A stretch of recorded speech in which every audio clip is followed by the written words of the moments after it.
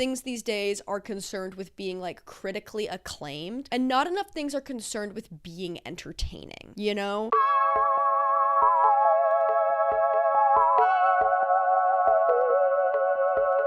Hi, hello, how are you? Welcome back to my channel. Sorry, I'm crossing my legs.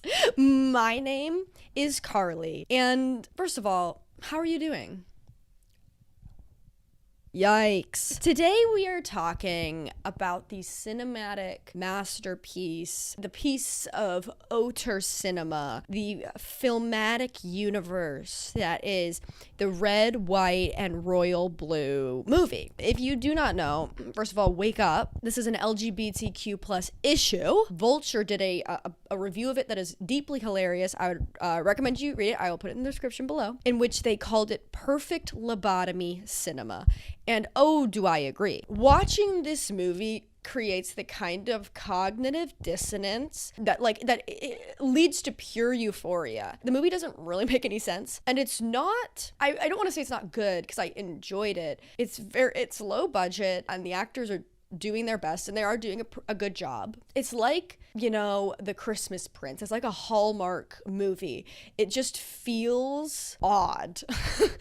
and that's why it's amazing. Like, I do really want to say before I start this review, where I'm going to break down everything that happens in this movie. It's not, you should watch it. It's not bad. It's so much fun. I only knew kind of tangentially, not the right word, not the right pronunciation, doesn't matter. I only knew, loosely about this movie because it's based on a book by the author Casey McQuiston. They also wrote One Last Stop, I believe, but it's like a very, very, very popular romance book. It's about the son of the President of the United States and the Prince of England, and they fall in love, and it's supposed to be very, very fun. And let's just start. Hi, I thought we'd just take a quick break from today's video and talk about this week's sponsor, Rocket Money. I have a problem, and that problem is that I have spent countless hours on God's green earth trying to cancel subscriptions. It's like impossibly hard, and that's why I was so excited to work with Rocket Money, because they are here to help. Rocket Money is the personal finance app that helps you cancel subscriptions, lower bills, and manage your money better. Rocket Money safely and securely identifies reoccurring charges and cancels those unwanted subscriptions for you. It's super easy. You can cancel these subscriptions right from the app with like just a couple taps. Rocket Money has helped its customers save up to $740 a year by just canceling subscriptions, with over $500 million in subscriptions canceled. Rocket Money can also help you budget. With Rocket Money, you can analyze your spending habits and create a custom budget that works with your lifestyle. You can automatically monitor your spending by category and get alerts when you have exceeded your limit. So if you want to take charge of your finances and cancel those unwanted subscriptions, go to the link in my description below or rocketmoney.com/uncarley and get started for free. It's literally free. Just go to rocketmoney.com/uncarley or the link in my description below and get started. And you can also unlock even more features with premium. Thank you so much to Rocket Money for sponsoring today's video. Let's get back into it. Overarching thoughts about this film. It is camp and it is fun. Okay? While this movie has true moments where I, as a viewer, were shocked. I was shocked. The hallmarkification of this movie, it's wild. It's so much fun to watch. It's a short movie. You know, you're not watching it being like, when is this over? You're enjoying every moment of it. And it's wild. Too many things these days are concerned with being like critically acclaimed, and not enough things are concerned with being entertaining, you know? I don't necessarily want something to change the way I view the world. What I do want is to genuinely enjoy myself while consuming a piece of media. And I did.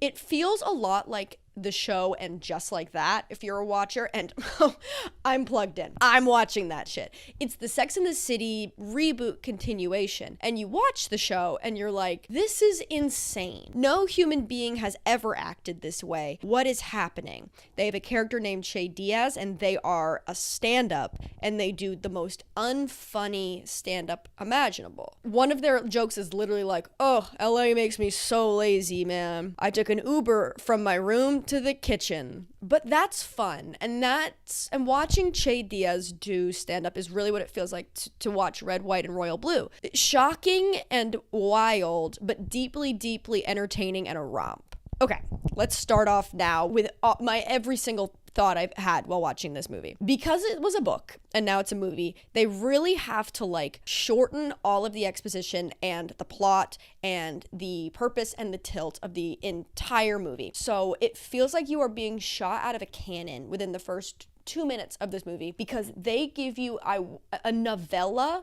of exposition in 30 seconds, it feels like. We start off with a bunch of news clips and like shots and like celebrity news, pop sugar-esque coverage, talking about how Alex is the son of the president and the people love him because he's a bad boy and he doesn't get serious. He's really charismatic, and he's charismatic because this movie says he is charismatic 90 times, and that's enough. And they also are talking about how Prince Henry, not Harry, Prince Henry, he's also, he's like the heartthrob, whatever. They're just trying to be like, here's the exposition. The movie opens up on the day of the royal wedding. The future king of England, Prince Philip, is getting married. Prince Philip, Prince Henry's older brother. Start taking notes, bitch. Start taking notes. So because the royal wedding is happening, America is sending the cultural ambassadors, that is the son of the president, Alex, and the granddaughter of the vice president, Nora, who is Alex's best friend. I don't know a lot about foreign politics. I don't know if that is exemplified by the fact that I have a job that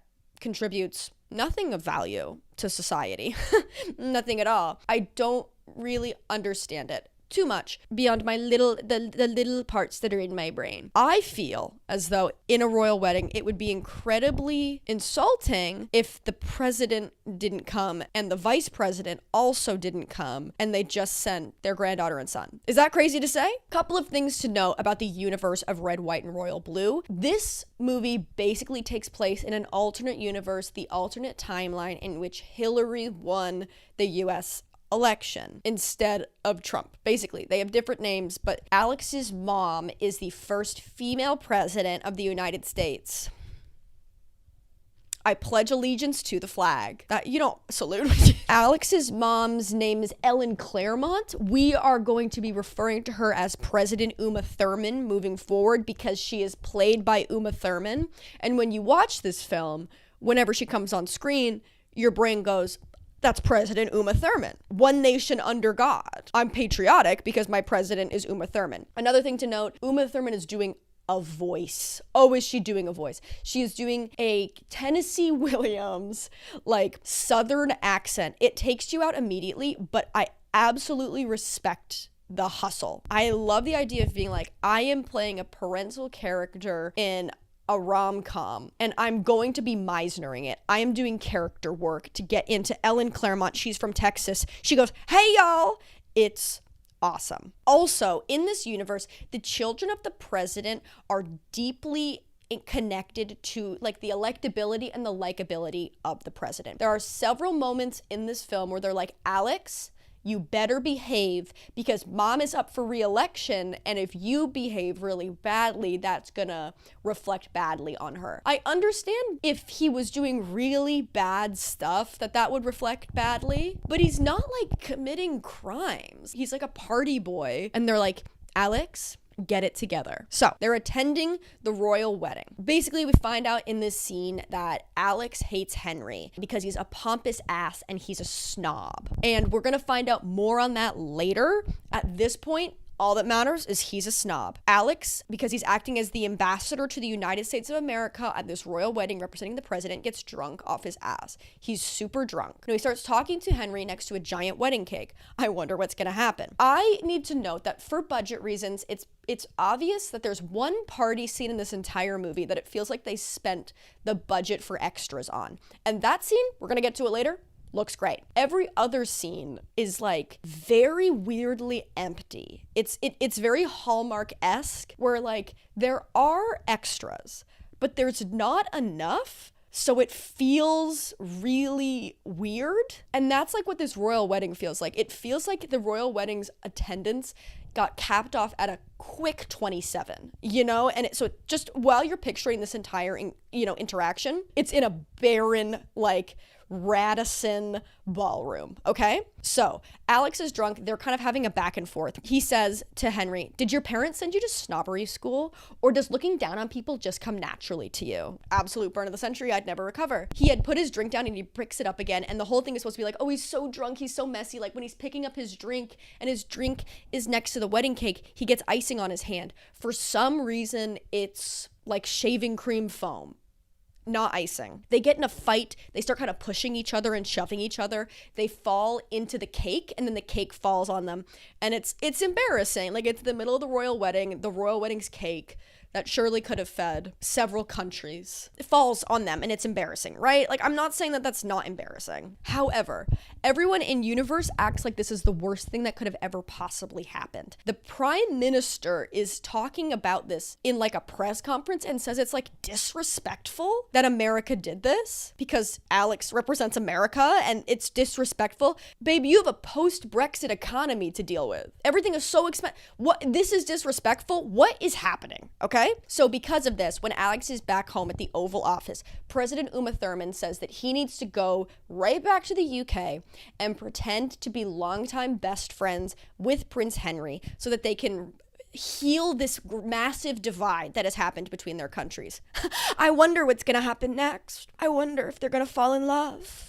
Why is this important? There's some loose kind of reference in this movie to the fact that the Midwest, which is industrial towns and an economy built on industry, needs trade with the United Kingdom. So if we don't have trade with the United Kingdom, President Uma Thurman is going to lose the Midwest flyover state vote. Because Uma Thurman is running for her second term as president, there's a lot of like election B plot that's happening. And the main B plot is that Alex thinks that his mom can win the election by turning Texas blue.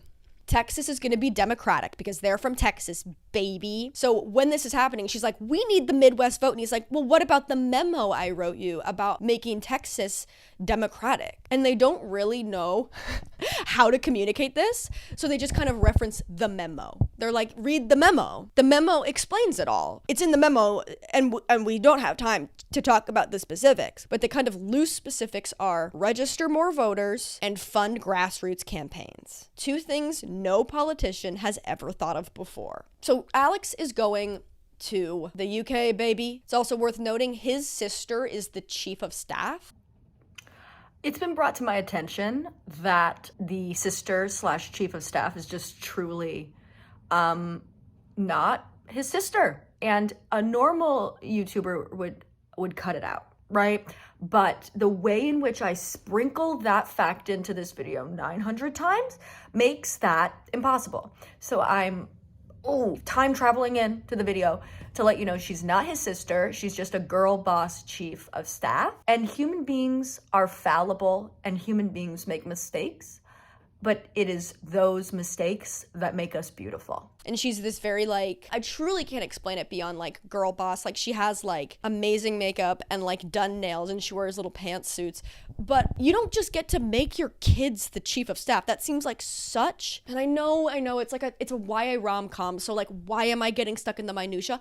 Great fucking question. Also, the chief of staff is a really important job. I'm saying this based on my in-depth understanding of United States politics, i.e. I am currently watching The West Wing, and they make that job seem hard. Alex goes to the UK with Henry. They don't like each other. They just don't get along because Henry's a snob and Alex is charismatic and carefree. They do a bunch of press together where they're like, we've been friends forever. We love each other. And part of this press is that they're doing a reading at a children's hospital. And this is when they begin to see, because like being around kids means that they're nice and being around sick kids means you really gotta be nice. And they're like, whoa, I thought he was mean, but he's being really nice to those dying kids. So they're kind of like being like, wait, maybe he's nice. So this happens, they're walking back, and then gunshots are heard in the children's hospital. The Secret Service body checks them into a storage closet and locks the door because they've now got to take down an active shooter situation in the children's hospital. I understand that the point of this is to kind of have that romance trope, like enclosed space, because literally trapping the characters closer together is bringing them closer together, right? And they're touching, but it's an enclosed place. Like, I understand that this is like, we're gonna get a fluffy scene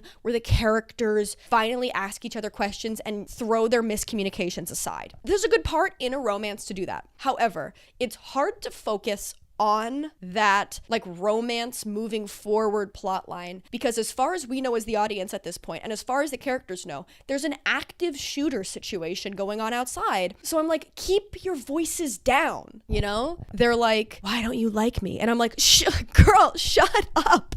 He's gonna find you. So because they're in the closet, Prince Henry goes to Alex and is like, why don't you like me? Like, you really you don't like me, why? And Alex says that at some kind of like UN climate conference, Alex was like, new, because his mom was just elected. So obviously you send your child to the UN climate conference. That just makes sense. I walked up to you and I was really nervous and you said, ugh, can we get out of here? And like brushed me off. But then Henry says that his dad had just died and the palace was like forcing him to still do press events and he just wanted to go home. Very valid. I think that this is a good like miscommunication for a romance. I'm buying into this. This makes sense. Both the actors clocked in acting. So because of this, they make up, they exchange numbers. Alex goes back to the US, but they start texting and being very cute with one another. I think that this text is very good. And I also, my nose is itching like I did cocaine before this and I didn't. And now my nose is red, but it's itching. Anyways, I have a gripe with this texting montage. I 100% understand why they had to do it. Because basically the characters are texting and FaceTiming over the course of a couple weeks. So they're kind of like building up the romance. So like the next time they see each other, you're like, oh, they're flirty. Cute. But when you're reading that, you can just kind of like imagine them texting. But you don't want to just have like silent videos of the characters just like, you know what I mean? Like that doesn't build the banter. So they have the characters speak out loud their texts, like as they're texting them in a voiceover or just from their mouths.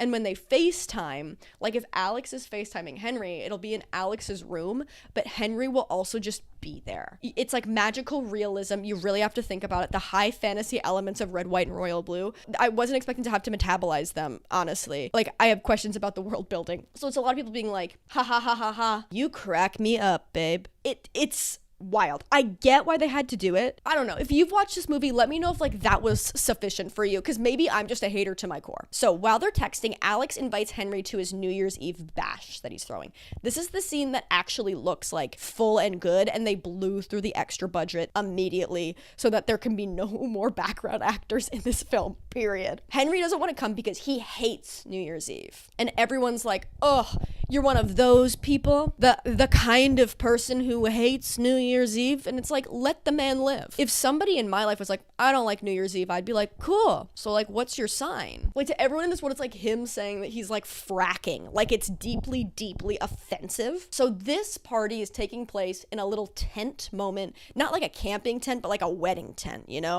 on the front lawn of the White House, baby.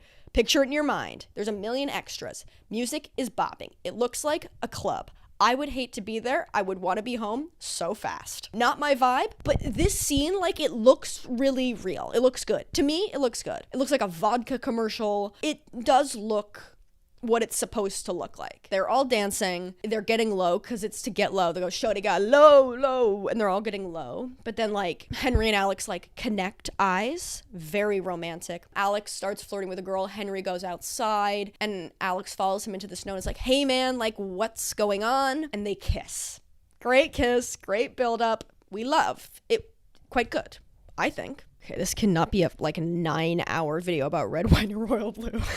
That won't be this won't be what my legacy is. They kiss. They start a casual friends with benefits relationship. This always goes well in movies. Friends with benefit relationships. This is going to be normal and good, and I don't think there's going to be any problems. There's a scene in which Alex is kind of talking to Nora, being like, I don't know if I like Henry or not. I thought I was straight, but I guess I'm bi.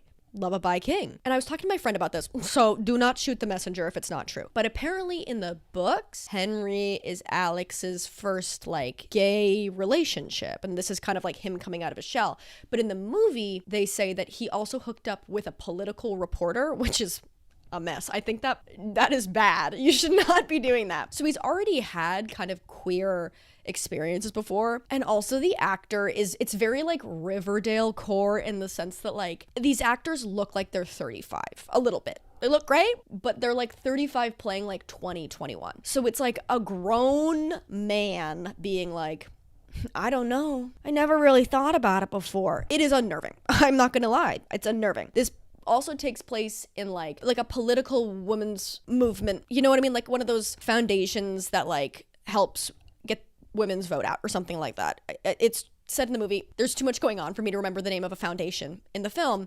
Again, this is the most barren any office has ever been. We used all the extra money on Alex's, NYE bash. So he's saying I might like Henry, all this stuff. He's I'm bi now. We love that. He's coming out of his shell. They're being flirty now because they're into each other. Henry comes to a White House dinner, and they're hooking up in a library room, and they almost get caught by the Secret Service, and it's they're it's salacious, it's cute, we're into it. It's a charming kind of sequence. Then later in Alex's room, Henry gives Alex a blowjob. It's also worth noting that while they're hooking up, Alex isn't wearing a shirt and he has a big key around his neck, just a massive key. And Henry's what is that? Because it's glaring.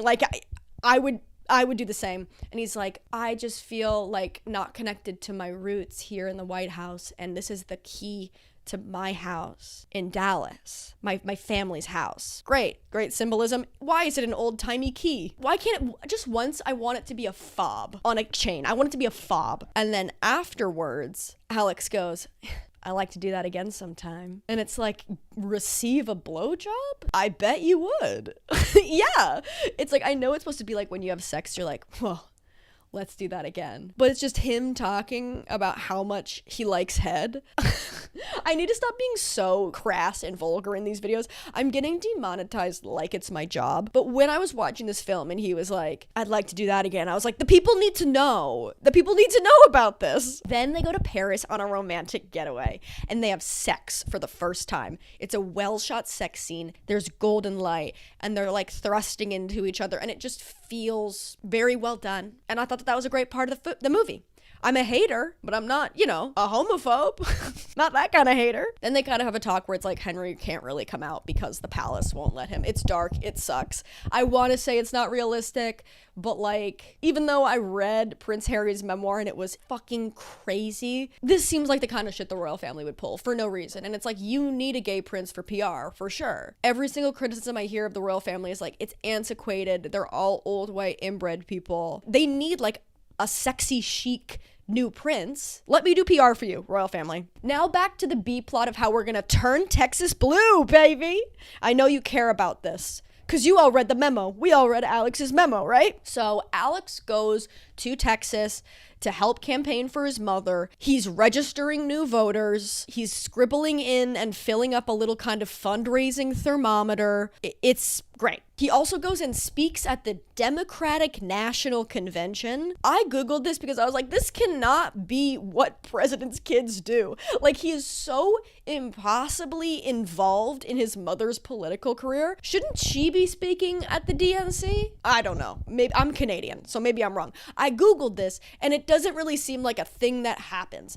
Sometimes presidents' kids introduce them. They're not giving a rousing speech at the Democratic National Convention. They don't just give 45 minutes to a 21-year-old college student. That can't be in your pay grade. Also, worth noting, again, the extras budget, blown. So this is just taking place. He's basically at a podium in front of a green screen. And like, look, people in glass houses, they can't throw stones. Okay? The green screen, she is carrying the weight of my channel on her back. Without her, who would I be? It's just a green screen bitch recognizes a green screen bitch. Game recognizes game. You know? At one point, I believe in Texas, Henry comes to visit Alex, or maybe it's when the DNC's happening. The plot is racing by us at this point. Henry comes and visits Alex in a hotel, and they fuck again. They get caught by Alex's girl boss, chief of staff, baddie's sister, and this is bad, I guess. And I understand the whole thing of being like, if you're not serious about this relationship, we can't go public with it, but it's tough. But again, it's like earlier in the film, and it's a film, let's say that, you were saying that the Midwest vote hinges entirely on the US's trade relationship with the UK. So you want a good relationship with the UK, but not this good. Whatever. So after this, Alex's sister's like, you have to come out to mom. Whatever. Great. So Alex goes into the Oval Office and is coming out as bisexual to President Uma Thurman. It is important to me on a deep level that you know that this entire conversation is happening under a portrait of Harriet Tubman. I need you to know that. Like, she has seen enough. She does not need this. Let her not. She doesn't need to be privy to this conversation. Big portrait of Harriet Tubman, Uma Thurman doing a Southern accent, talking about safe sex. Okay? She accepts him and she says if you're in a relationship, you have to use safe sex, use condoms, use PrEP. She tells him to use like Truvada, whatever. Name brand, SpawnCon for Truvada in red, white, and royal blue. We'd love to see it. So it's a good conversation to have. I also understand the purpose of it because it's like a healthy conversation about, gay sex and having the talk with your gay son. It's a good thing to say. But again, these actors look like adult men. Alex has also admitted to having sex with a reporter. I think maybe he hasn't. And it was like hooking up. But it's very uncanny valley because you're like, he's an adult. He knows. But I understand the purpose of it. I understand why we're doing it. After this, Henry and Alex go to Alex's dad's vacation home in Texas. They're having the time of their lives. Great vacay montage. Also, Henry has a best friend named Pez, I want to say. Percy. Okay. Alex's best friend is Nora, and Henry's best friend is Percy. They start dating because the rules and the laws of physics and rom-coms dictate that the two best friends have to start dating. They come to this like vacation house together and they're all dating. Those two characters, no more lines. Not a nary a line in the rest of the movie, but they're together. They're having like this. It looks very good. This like vacation montage, they're swimming, they're going to a karaoke bar, they're just being normal at people, they're cosplaying as regular normies, but it looks like really good. Do you know what I mean? Like there's a shot of them on like a floating dock in the middle of the water, which does in some ways walk back Alex's whole thing of being like, we used to be working class, because I don't know a lot of working class people that have a full mansion vacation home, but that's never whatever. There's like a scene where they're like in a floating dock in the middle of a lake, and it just looks gorgeous. Like the cinematography, very beautiful. So Alex tells Henry he loves him. Henry gets up and goes home. He gets on a plane back to England. He leaves. He just leaves and he stops responding to Alex's text. I would never recover from this. And obviously there's like at this point 38 minutes left in the movie. So like they're gonna get back together. If I was in this movie and this happened to me, movie would end right there. I would never forgive anyone for ever doing this. He leaves. Henry is ghosting Alex, not returning any of his texts or calls. So Alex goes to this kind of like Dracula-ass gothic mansion that Henry lives in London, I guess, finds Henry there alone, and they sob and cry by a fire. Very Call Me By Your Name ending clip vibes. And then they get back together. Henry can't be gay because he's royal and he's really scared of the feelings that he feels for Alex, and he can't communicate them, is the basis of this. They get back together. Wouldn't be my choice, but the rom-com has to continue. Also, at some point during this trip, Henry's like, let me show you something that my dad used to show me. And then it's like, we can sneak in because we're the royal family and be at the museum and look at all of the artwork when no one else is here, and it's gorgeous, and look at all of the museum stuff. We're here alone. And they waltz, they dance to like a TikTok cover of I Can't Help Falling in Love with You. The point is they're reconciling. I do love that a monarch feels better and finds comfort from looking at all of the works that they've stolen from other countries. It feels very on brand to me. So after this happens, evil gay reporter who Alex hooked up with before in the hot tub, he leaks all of Henry and Alex's texts and emails. And the press cares. So because of this, they've now been outed. Ugly move. Not a girl's girl. No. No. No, no, no. Don't do that. Ow.